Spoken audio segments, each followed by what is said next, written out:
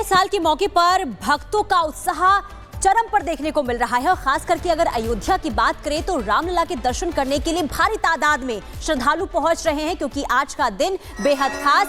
रामलला को 56 भोग यहां पर देखिए लगाए गए और राम मंदिर में भक्तों की भारी भीड़ देखने को मिल रही है क्योंकि आज का दिन बेहद खास इसलिए भी हो जाता है क्योंकि नए साल का आज पहला दिन और साथ ही साथ प्राण प्रतिष्ठा को 1 साल होने वाले हैं और यही वजह है कि लगातार जो भक्त हैं वो रामलला के दर्शन करने के लिए पहुंच रहे हैं और श्रद्धा अनुसार दान करते हुए नजर आ रहे हैं।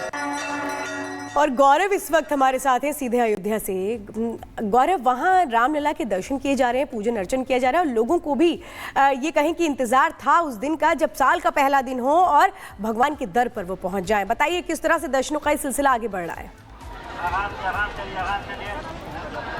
देखिए, बिल्कुल अपने पीछे अगर आपको मैं तस्वीरें दिखाऊं तो देखिए लोग हैं जो कि देश ही नहीं देश विदेश से यहाँ पर दर्शन के लिए आए हैं, जिन्होंने आज देखिए किस तरह की जो भीड़ है, जो सैलाब है वो देखने को मिल रहा है। लाखों की तादाद में सुबह 6 बजे से ही लोग दर्शन करने के लिए यहाँ पर आ चुके हैं और उसके साथ देखिए कितनी तेज़ी में जो लाइन है उसको भी बढ़ाया जा रहा है। पुलिस ने खास इंतजाम किए, किसी तरह की जो दिक्कत हो वो जो दर्शन करने लोग आए इनको ना हो। और साफ तौर पर ये वो लोग हैं जो दर्शन करने आए। मैम, साल का पहला दिन आप दर्शन करने जा रही है, क्या भगवान से मांगती हैं? हम भगवान से अपने सुख की कामना करते हैं एवं सबका अच्छा स्वास्थ्य देखेंगे। तो देखिए साफ तौर पर ये और लोग हैं। सर, साल का पहला दिन है, श्री राम के दर्शन के लिए आए हैं, क्या कामना करते हैं? ये सौभाग्य है हम सबका और ये प्रभु श्री राम का कि भारतवर्ष में राम नाम पूरे विश्व में आज फैल रहा है। ये राम का प्रताप है कि 500 वर्षों के बाद प्रभु राम के दर्शन करने का सौभाग्य हम सबको प्राप्त हो रहा है। जय जय श्री राम। देखिए भक्तों में जय श्री राम। ग्वालियर संभाग से गुड्डू परिहार दर्शन करने लिए आए हुए हैं और मोदी जी जिंदाबाद। देखिए साफ तौर पर लोग यहाँ पर दर्शन करने आ रहे हैं और जय श्री राम के नारे लगा रहे हैं और गूंज जय श्री राम की लगातार दिख रही है। सुबह से ही लगातार जो श्रद्धालु हैं वो लगातार जय श्री राम के नारे लगा रहे हैं और साफ तौर पर देश के अलग अलग कोने से ये लोग यहाँ दर्शन करने आए हैं और साल का पहला दिन है।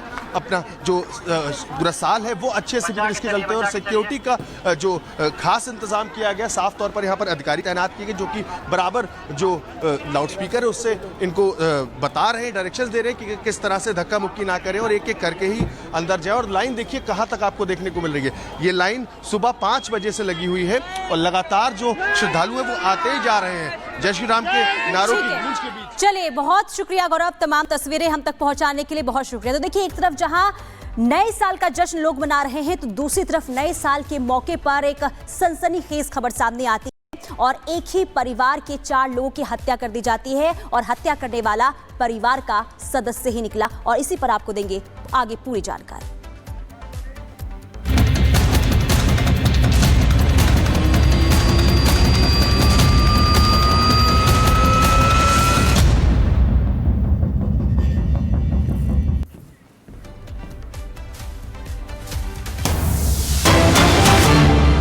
आपको बता दें, लखनऊ हत्याकांड में ये बड़ी खबर आ रही है।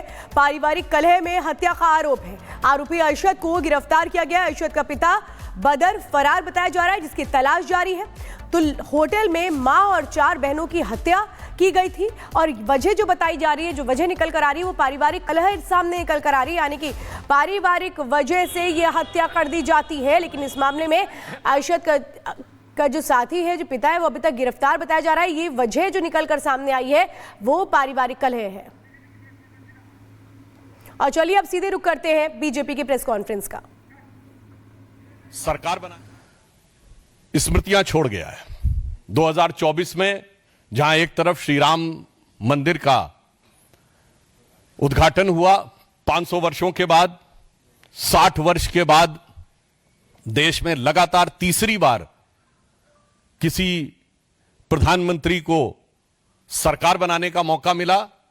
प्रधानमंत्री श्री नरेंद्र मोदी जी को संविधान ने 75 वर्ष पूर्ण किए और हम पूरे वर्ष में फास्टेस्ट ग्रोइंग लार्ज इकोनॉमी में से एक रहे। परंतु उसी के साथ एक विचित्र संवैधानिक उदाहरण भी इस 2024 में देश ने देखा जब जेल से रहकर एक मुख्यमंत्री ने सरकार को चलाया। पहली बात यह भी स्पष्ट हो कि ऐसा नहीं कि केजरीवाल जी जेल जाने वाले पहले मुख्यमंत्री थे जिनके ऊपर आरोप लगा और उन्हें जेल जाना पड़ा। इससे पूर्व में भी शिबू सोरेन जी, मधु कौड़ा जी, लालू प्रसाद यादव जी, जयललिता जी, करुणानिधि जी, ये सब पद पे रहते हुए लोग गए, परंतु कम से कम लालू प्रसाद यादव जी ने भी इतनी मर्यादा रखी थी कि पद छोड़ दिया था नैतिकता के आधार के ऊपर। परंतु 2024 में एक ऐसा विस्मयकारी और विचित्र उदाहरण देश को देखने को मिला कि जिन्होंने मुख्यमंत्री के रूप में पद नहीं छोड़ा, और उससे बड़ी बात, जेल में रह के पद नहीं छोड़ा और जेल से बाहर आके पद छोड़ दिया। इसीलिए जो उनकी विचित्रता है वो अपने आप में इतनी विस्मयकारी है कि किसी के लिए समझना थोड़ा मुश्किल हो सकता है। आज हम आपके सामने, चूंकि अब नया वर्ष आया है, इस अंग्रेजी नए वर्ष में नित नए रूप और नित नए स्वांग रचने वाले पार्टियों में कोई और नया चित्र विचित्र उदाहरण देखने को मिले, उससे पूर्व हम याद दिलाना चाहते हैं कि आम आदमी पार्टी उस विचार के साथ आई थी कि हम नई राजनीति लेके आ रहे हैं, और आज की राजनीति में सबसे बड़ी चुनौती सारे राजनीतिक दलों के लिए जो थी वो ये थी क्राइसिस ऑफ क्रेडिबिलिटी, विश्वसनीयता का संकट। एक विचार आम जनता में बना है कि राजनीतिक लोग जो कहते हैं वो नहीं करते हैं। भारतीय जनता पार्टी और एनडीए ने प्रधानमंत्री श्री नरेंद्र मोदी जी के नेतृत्व में इस विचार को बदला। हमने राजनीति में प्रामाणिकता को स्थापित किया, और आम आदमी पार्टी उसकी दूसरी एक्सट्रीम है, जो कहते हैं वो कभी नहीं करते हैं। तो मैं सिर्फ आज 10 पॉइंट बताना चाहता हूं जो आम आदमी पार्टी और केजरीवाल जी ने कहे थे और उसका यथार्थ क्या है।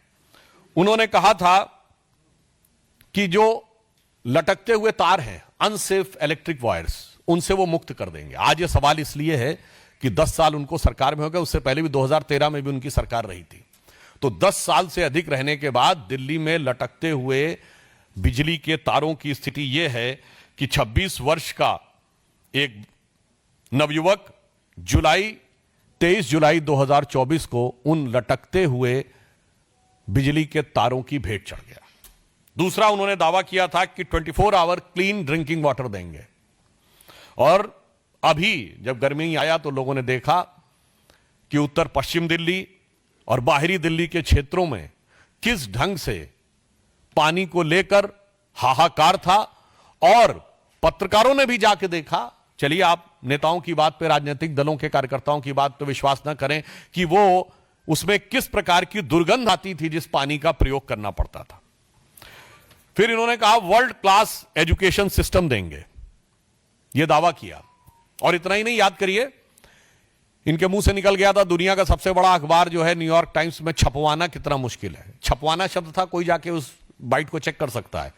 तो पहले तो पढ़े लिखे मुख्यमंत्री को यह नहीं पता था कि दुनिया का सबसे बड़ा अखबार न्यूयॉर्क टाइम्स नहीं है, दुनिया का सबसे बड़ा अखबार है जापान का यमुनो शुमरी, और अमेरिका का भी सबसे बड़ा न्यूयॉर्क टाइम्स नहीं है, अमेरिका का सबसे बड़ा है यूएसए टुडे। खैर, इस अत्यधिक पढ़े लिखे मुख्यमंत्री को ने कहा छपवाना कितना मुश्किल है, और हकीकत क्या थी कि high court has reprimanded that the flawed education system, और इसमें कई चीजों को लेकर कोर्ट ने अप्रसन्नता